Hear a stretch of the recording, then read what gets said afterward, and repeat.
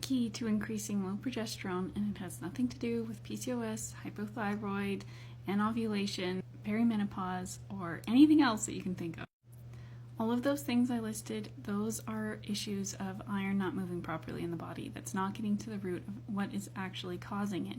And minerals come back to the cause. Low progesterone has everything to do with a lack of magnesium. And you might be wondering how that's possible because you consume a magnesium supplement and you still have low progesterone. Well, just because you're taking a magnesium supplement doesn't mean that you are actually getting adequate levels of magnesium.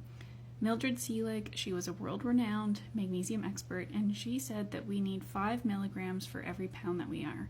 So for example, somebody who is 150 pounds needs 750 milligrams of magnesium per day, and that's before we lose any distress.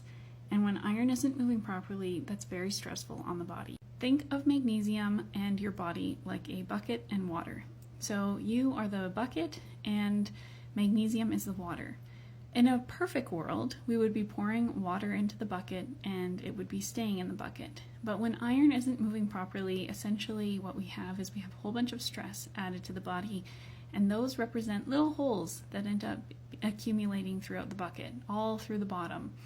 So when we are adding in magnesium, it doesn't mean that it's actually staying in the body because we're losing too much to stress.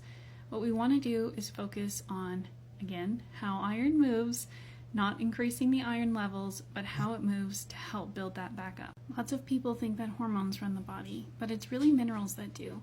And so what happens is we have these little enzymes in the body that are like locks, and we need to unlock them using keys. And minerals are the key. When our minerals aren't at a state of balance and these enzymes aren't able to function properly, then that's going to set off a cascade of a whole bunch of different things in the body. One of them being hormones used to either bring the body back to a balance or back to a state where the body can function. So what happens when we have low progesterone is it's really showing that the body doesn't have the magnesium that it needs to function. These enzymes aren't able to function properly. If you're looking to improve your magnesium, then focusing on iron's movement is really, really important. So this doesn't mean consuming more iron, because low iron isn't a sign that we are lacking it.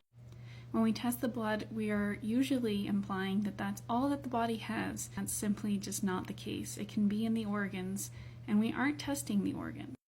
Progesterone has a whole host of different things. It's really important when we are looking at conception.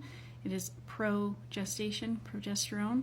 So it is really critical to make sure that we are focusing on how iron moves so that magnesium can build in the body, and that we can sustain a great pregnancy. It's also really important when we are looking at things at different phases in our lives, because hot flashes and different mood conditions, symptoms that we are having like tender breasts, they can all come back to a lack of magnesium. When I have clients who come to me with low progesterone, there's two big things I like to focus on. One would be beef liver. Beef liver is basically nature's multivitamin. It cured anemia in 1934. It has a whole host of different nutrients and something that really helps support the thyroid as well. And a lot of women who are struggling with low progesterone have thyroid issues is because it has a bunch of different nutrients that actually also support the thyroid. So it's a win-win there. A second thing that I would be looking into is a quality magnesium supplement. So I love Look Organics magnesium. I have an affiliate link in my bio to them. I've used them for 5+ years. But we are going to want one that's not citrate, that doesn't have a whole bunch of different things hiding it like citric acid or ascorbic acid, because then that's going against what we are trying to achieve here. We want to lower the stress in the body, not be adding more synthetic things that can cause more stress. Something that is super exciting is I have been nominated as one of the top healthcare providers in Fort McMurray, and in order to win, I need your help. Head on over to the links in my bio and you will see at the very top there, it says vote for me. You can click on that and I would greatly appreciate it.